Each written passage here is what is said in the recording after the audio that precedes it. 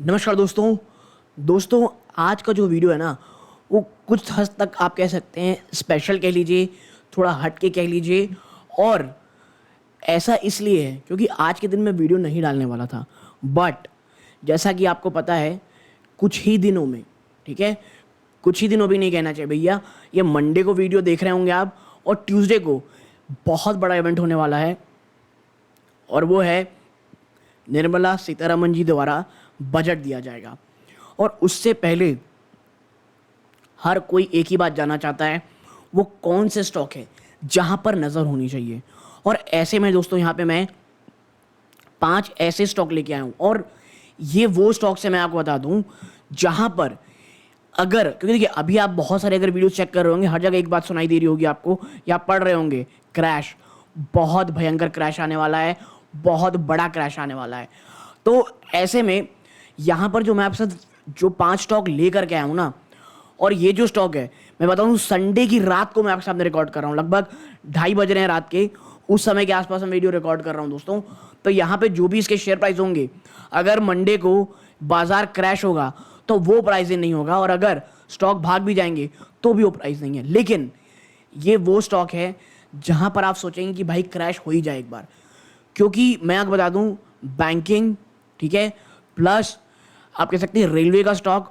और जैसे ही मैं रेलवे लिखाऊंगा हर के दिमाग में आरबीएनएल आईआरएफसी होगा, बिल्कुल नहीं, ये उन स्टॉक में से नहीं है, दूसरा स्टॉक है जिसकी चर्चा हमने आज तक नहीं की है। शिप इंडस्ट्री से एक स्टॉक है, और मैं बता दूं ये जो शिप इंडस्ट्री का जो स्टॉक है, अगर यहां से 10-15% भी और टूट जाता है तो भैया शुक्र मनाइए कि वो टूट जाए, क्योंकि अगर ऐसा होता है तो वो इतनी शानदार आपको अपॉर्चुनिटी दे रहा है जिसकी कहीं कोई हद नहीं है।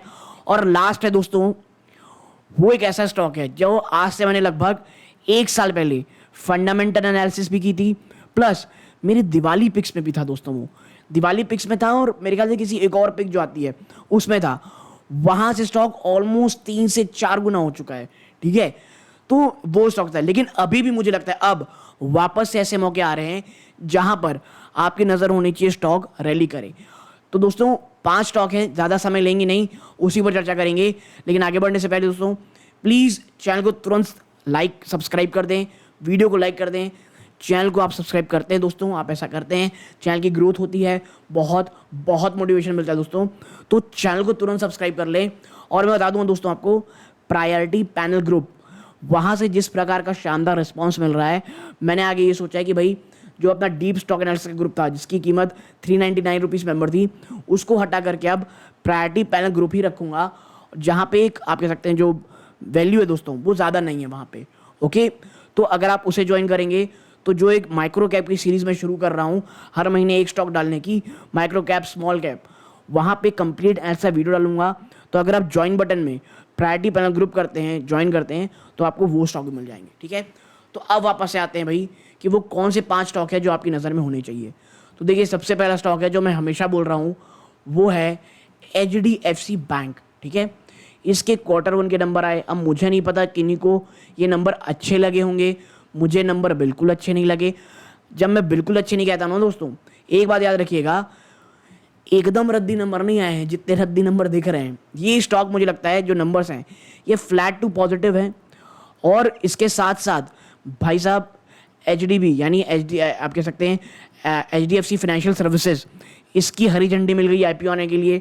तो मुझे लगता है ये शायद मंडे को थोड़ी तेज़ी दिखाए, और अगर नहीं भी दिखाता है तो भी एचडीएफसी बैंक में आपकी इन्वेस्टमेंट होनी चाहिए, ठीक है। और मैं ये कहता हूँ जब होनी चाहिए मतलब मैं आपको खरीदने के लिए नहीं बोल रहा हूँ, मैं कह रहा हूँ कि भाई ये स्टॉक ऐसा है जो आने वाले काफ़ी लंबे समय तक एक काफ़ी अच्छी चीज़ें दिखा सकता है, रिटर्न दे सकता है और स्टेबिलिटी प्रदान करेगा। इसके साथ ही साथ इस बार जो एचडीएफसी बैंक का कैपिटल एडिक्वेसी रेशियो है वो थोड़ा ऊपर है, प्लस रिटेल से बिजनेस वापस से जंप किया है। तो कुछ पॉजिटिविटी साफ साफ देखने को मिल रही है दोस्तों। और मुझे ऐसा लगता है एचडीएफसी बैंक बिटवीन 1300 to 1500 एक काफ़ी अच्छी आप कह सकते हैं लेवल हो सकते हैं। और अगर आपका विषय लंबे समय का है तो भैया ये तो बहुत ही अच्छा है। डिस्क्लोजर रूप में इस स्टॉक में मेरी नज़र है दोस्तों, ठीक है। अब आते हैं एक ऐसे स्टॉक के ऊपर जिसकी चर्चा मैंने नहीं की है अभी तक, वो एक और प्राइवेट स्टॉक है, प्राइवेट बैंक का स्टॉक है, वो है दोस्तों डीसीबी बैंक। देखिए वैसे तो बहुत सारे स्टॉक्स जो हम देखते रहते हैं, हर कोई आईडीएफसी फर्स्ट बैंक की चर्चा करता है, फाइनेंशियल आप कह सकते हैं फेडरल बैंक, ठीक है, माफ़ कीजिएगा, फेडरल बैंक की चर्चा होती रहती है। लेकिन मुझे ऐसा लगता है ना, इस एक स्टॉक को हम लोग भूलते हैं। और मैं जहाँ तक स्टडी कर रहा था, जहाँ तक इसके बारे में पढ़ रहा था, डीसीबी बैंक आने वाले मुझे लगता है 1 से 2 सालों में आपको एक काफ़ी डिसेंट रिटर्न दे सकता है। और अगर, मैं ये नहीं कह रहा आप तुरंत खरीद लें, और डिस्क्लोजर रूप में मैंने भी इसमें खरीदारी नहीं की है, ये मेरे वॉच लिस्ट में है। अगर अगर बाजार में कोई बड़ी गिरावट आती है और डीसीबी बैंक यहाँ से भी थोड़ा गिर जाता है दोस्तों, और देखिए 130 को बचाने की लगातार कोशिश कर रहा है, अगर ये गिर जाता है तो मुझे लगता है यहाँ पे स्टॉक बिटवीन 110 टू 120 अच्छा है। और अगर 100 आ जाता है तब तो आंख मूंद करके यहाँ पे फॉर अ लॉन्ग टर्म दोस्तों, मैं डीसीबी बैंक में, मैं मेरी फैमिली मेम्बर इसमें अपनी पोजीशन ज़रूर बनाएंगे, ठीक है। अगर आप चाहते हैं इसके ऊपर कंप्लीट एनालिसिस का वीडियो लेकर के आऊँ तो कमेंट बॉक्स में बताइए दोस्तों, मैं लेकर के आऊँगा। बट पर्सनली यहाँ पे जो आपकी वॉच लिस्ट में स्टॉक्स होने चाहिए उसमें DCB bank is a must. अब आते हैं अगले स्टॉक में। देखिए अगला जो स्टॉक है वो है BEML। अब देखिए ये मेरी वॉच लिस्ट में है, क्योंकि मैं हमेशा कहता हूँ अगर कोई स्टॉक एक बार भाग जाए तो उसके पीछे रन अप नहीं करता मैं दोस्तों, ठीक है। फिर भले ही वो छूट गई ट्रेन तो छूटे, भले कितना अच्छा रिटर्न दिया हो, और इसने वाकई में रिटर्न दिए हैं। कितने रिटर्न? 1 साल के अंदर दोस्तों ये देखेंगे आप तो 175, 5 साल के अंदर 408%। और ये जो लेवल है ना, ये देखिए क्या शानदार स्ट्रक्चर है यार इसका। आराम से बताया, बूम, फिर यहाँ तक गया आपके सामने थोड़ा समय, फिर बूम, फिर ये बूम। तो ये लगातार इसमें तेज़ी देखने को मिल रही है। और देखिए सबसे पहला मैं बता दूं आपको 4500 दिखेगा ही दिखेगा। बट मुझे पर्सनली लगता है अगर जिस प्रकार की हर कोई क्रैश की बात कर रहा है, ठीक है, और मैं हमेशा कहता हूँ क्रैश से पहले ऐसे स्टॉक्स को अपने पास रख लें भाई साहब, कि जैसे ही गिरावट हो हम उस पर पोजीशन बनाएं, तो भैया वो है BEML। ये हैवी अर्थ मूवर आप कह सकते हैं प्रोडक्ट बनाता है, मशीन्स बनाता है, ये डिफेंस के इक्विपमेंट बनाता है दोस्तों, डिफेंस के लिए बड़ी गाड़ियाँ बनाता है, प्लस रेलवे कोचेस बनाता है, उसमें भी मेट्रो के कोचेस बनाता है।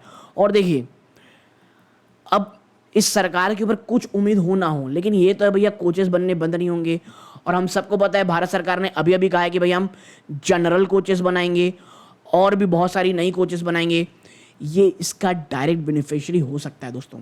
और मैंने कहा ना कि सिर्फ इसलिए कि हर कोई तेज़ी में लेता रहता है, ये मैंने नहीं ली, मैं कभी नहीं लेता। हाँ, अगर थोड़ी क्रैश की बात हो रही है और यहाँ से BEML अगर 10 to 15% गिरावट में और मिल जाता है नीचे, मैं आपको बता रहा हूँ आप उसे खरीद लें और लिटरली में 2-3 साल के लिए छोड़ लें। बेर मिनिमम मुझे लगता है अगर आप खराब से खराब रिटर्न पाएंगे, अगर बाजार बहुत नहीं भी चलता है, मुझे नहीं लगता 15% ज़्यादा कम रिटर्न आपको मिलेगा, ठीक है। मैं एक गारंटी नहीं दे रहा हूँ, लेकिन हाँ मोस्ट प्रॉब्लम लगता है। और खास करके अगर स्टॉक यहाँ से, क्योंकि देखिए हर कोई क्रैश बात कह रहा है, और ये वही स्टॉक होते हैं जहाँ पे गिरावट के समय आपको एक्यूमुलेट करना चाहिए। तो BEML ना एक ऐसा स्टॉक है जहाँ पर आप सोच सकते हैं, ठीक है। और ये आपके रडार में, आपकी वॉच लिस्ट में होना चाहिए। और भैया फंडामेंटली स्टॉक अगर आप ढूंढ रहे हैं तो ये आपकी वॉच लिस्ट में ज़रूर होना चाहिए। अब आते हैं हमारे अगले स्टॉक के ऊपर दोस्तों, वो है कोचिन शिपयार्ड। ये भी उन्हीं में से स्टॉक है जो ऑलरेडी भाग चुका था, जहाँ पे मैंने पोजीशन नहीं बनाई। अब भाई देखिए मैं हमेशा कहता हूँ बहुत सारी ऐसी थीम्स होती जो पीछे छूट जाती हैं, और वो छूट गई। हमको इंतज़ार ये रखना है, हमको उसे अपने वॉच लिस्ट में रखना है कि भैया ये गिरावट हो हम उसे फिर खरीद लें। 1 साल में आपको 664 का, I mean just look at this number, 664% का रिटर्न इसने दिया है।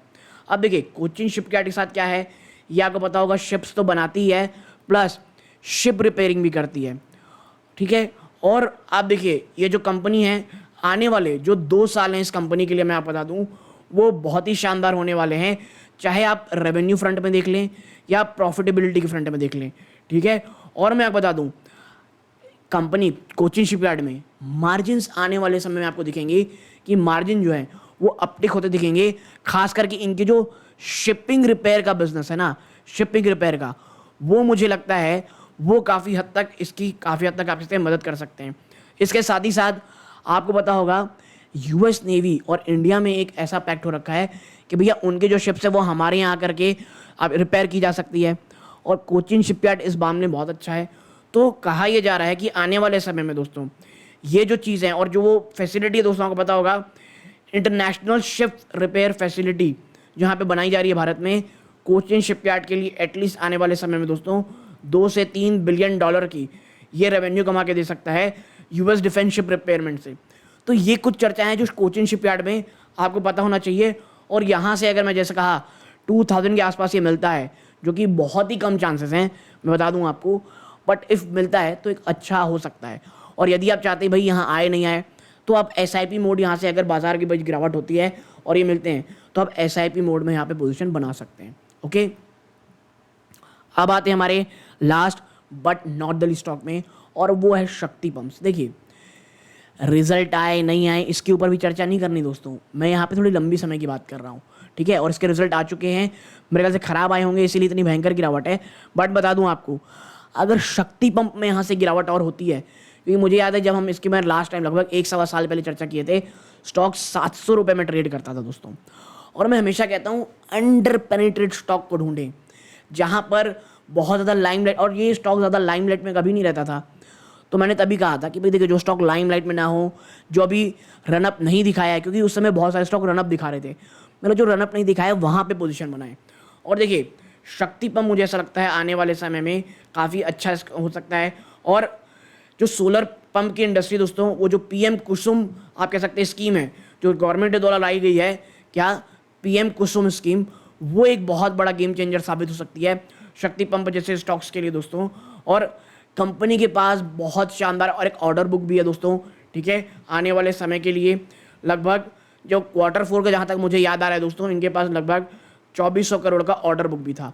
और मैं देखिए आपसे इसलिए कह रहा हूँ ना कि ऐसे स्टॉक्स, ऐसे छोटी मोटी चीज़ें इसलिए बता रहा हूँ कि आने वाले समय में मुझे नहीं लगता शक्ति पंप में कोई बहुत निगेटिव आई है। हाँ, ये गिरावट हुई है, अगर आने वाले 2 से 3 दिन या इवन फर्दर आने वाले 1 महीनों के अंदर कोई बहुत बड़ी गिरावट होती भी है, तो शक्ति पंप के लिए काफ़ी एक्यूमुलेशन मौका हो सकता है।